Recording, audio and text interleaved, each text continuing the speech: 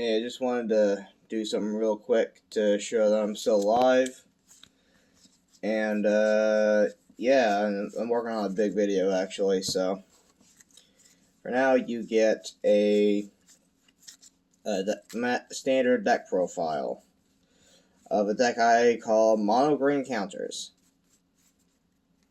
The deck aims to effectively make things big and swing. There's also a very budget option, especially if you take out some of the cards that I put in. But even if you completely one for one the deck, it's only about $100. So lands, 19 forests. I almost said mountains, but 19 forests. That's it. Now we're going to go on to the actual cards. I am going to actually kind of do what I did in an earlier deck profile. And actually, instead of going like creature blank blank blank, I'm going to actually do sort it by like purpose. So first we have the main engine of the decks. Early game, we're focusing on evolving adaptive, but not necessarily. But if we don't open this, that isn't the end of the world. When it enters the battlefield with the oil counter, gets 1/1 for each oil counter on it. And when a bigger creature enters, it gets an oil counter. So we want to play this early on. Just play big creatures.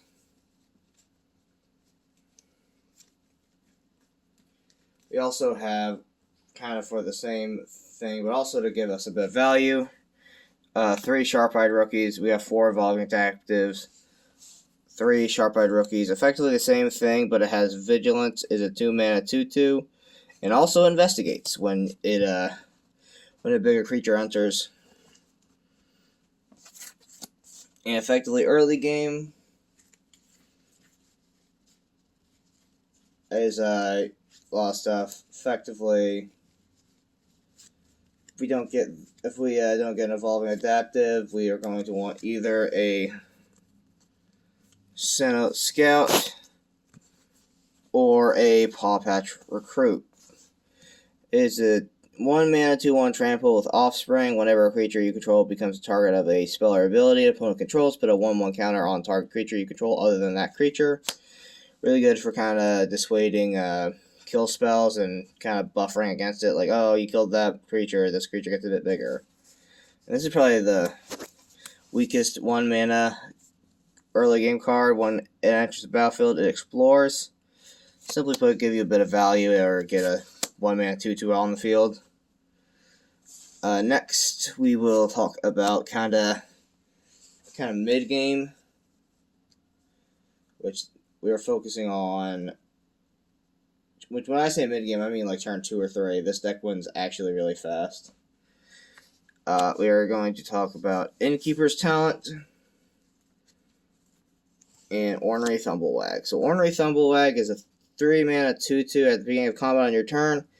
Put a +1/+1 counter on target creature. When Ornery Thumblewag attacks while saddled, double the number of +1/+1 counters on target creature and saddle 2. So having a few of these on the field is really good. It is just insane. This card is awesome. And also, Innkeeper's Talent, at level 1, at the beginning of your combat on your turn, put a +1/+1 counter on target creature you control. Permanents, level 2, permanents you control with the counters on them have ward 1, and 3, if you would put 1 more counters on a permanent or player, put twice that many of each of those kinds of counters on that permanent instead. So effectively, this is also late game too, but mid game, like, usually you want to slap down a thing, Innkeeper Talent, or this. Just effectively, these are the main ways you generate. These two are the main ways you generate counters in this deck.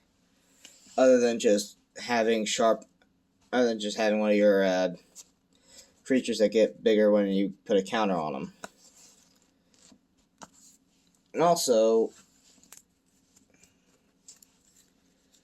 we're talking about mid game. I got to bring up the rest of the 2 or 3 drops. except I will leave a few of them for later. One of the ones I honestly thought I had 3 in here. I have 4. Owl Alchemist. It is a 3/2 that plots, and whenever it plots, whenever it becomes plotted, target creature gets +3/+2 and gains trample until end of turn. Doesn't sound like a lot, but you can actually get in for a ton of damage early on. And also, little wombo combo, just evolving deck to turn 1, plot Owl Alchemist, play an Ornery Tumblewag, play that. That is a shit ton of power. That is first a 4/3 coming at him turn 2, then a 3/3 with this, then actually another 4/3 coming at him turn 3.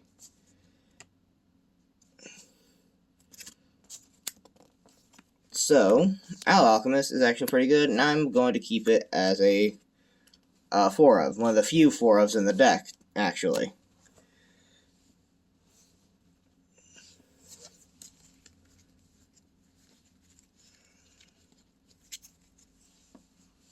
I thought I put the other cards.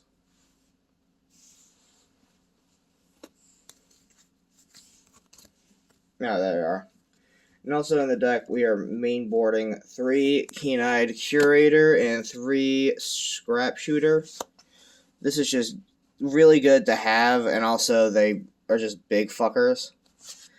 Like, Scrap Shooter, 4/4, gift a card, reach when it enters if the gift was promised, a short artifact or enchantment.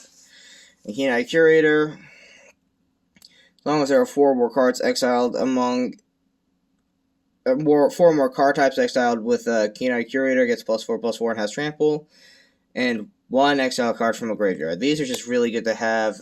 I run 3 of in the deck. This is just a 2-mana 3/3 and a 3-mana 4/4, even if they don't come up in the actual matchup, so they're still pretty good. Now for kind of late game. Also, this is where I'll talk about the only removal card in the deck, Hunter's Talent.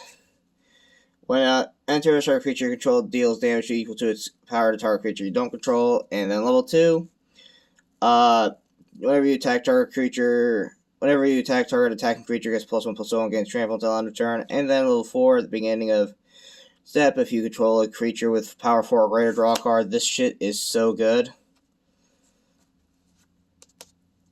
Just early game, mid game, late game, anytime this shit's good, and this is definitely one you should not sleep on in the deck. It is probably the only creature removal main deck, and it is really good. Next we have kind of some late game options. Sentinel of the Nameless City is good just when you have to grind out games, because it is a 3-mana 3/4 vigilance. Whenever it attacks, create a treasure or a map token. Really good. And Flourishing Bloomkin is good because it gets +1/+1 for each forest you control, and I never use this effect, but I'll read it. The sky is 5. When it's turned up, search your library for 2 forest cards and reveal them. Put one of them onto the battlefield and tapped, and the other one into your hand. Yeah, I just use it as a big beater. But this is good to actually pump up your stuff late game, because this will always exponentially just get bigger. And this is good just to keep getting value and counters. This is also another way to generate tokens, but that's not the best way. But hey, it's value out of attacking with a creature, and also it's a 3/4 that counts for something. That is the main deck. Now for the side deck, we have an extra copy of Keen-Eyed Curator and Scrap Shooter, just in case we need them. Pick your poison. You 1 mana, choose 1, sacrifice an opponent sacrifices an artifact. Each opponent sacrifices an enchantment. Each opponent sacrifices a creature with flying. This is actually pretty good, just because of how cheap it is and just how early you can get it out if you get it in your hand. Next is 3 X-Bane Foxes. I usually put this in for grind games. Death Touch, Haste, Ward, Collect Evidence 4. Especially against graveyard decks, it could be bad. But if they're like grindy graveyard decks, I usually this is perfect for that. But grind game is just like, okay, 4 mana, 4/4 Death Touch haste, bam, right to face. Next is 3 Bite Down. This is an instant. Target creature control deals damage equal to its power to target creature or planeswalker you don't control. This is really good. This is probably the only thing going for we can do against Leyline decks. But other than that, it's just extra removal. Next is another grind game card. Thrun, Breaker of Silence. Spell can't be countered. Trample. Thrun, Breaker of Silence can't be the target of non-green spells your opponent controls or abilities from non-green sources your opponent controls. As long as it's your turn, Thrun has Indestructible. It is really good. And next is Sentinel of Lost Lore. It is a 3-mana 3/4 that these don't matter, but the main one that does is exile target player's graveyard. So good old-fashioned graveyard hate. And that is the deck. Side deck and all. This deck is... I've originally built this deck just like effectively without any Innkeeper talent, and actually won at the locals that I played. I went undefeated, and I built this deck, and I went... And next time I took this deck to a locals, I got second. And the only reason I got second is because the player I lost to kept top decking the exact card he needed. Which just, whatever. Main weaknesses, board wipes are pretty dangerous. I'd recommend, there's not many good, there's like one good card, but one good card against board wipes. It's not coming to me. And also, Mono Red Leyline can just outspeed this deck. So, but other than that, the deck is pretty strong, pretty reliable, pretty consistent. Tell me what you think. I'm out. Bye. Hope you enjoyed.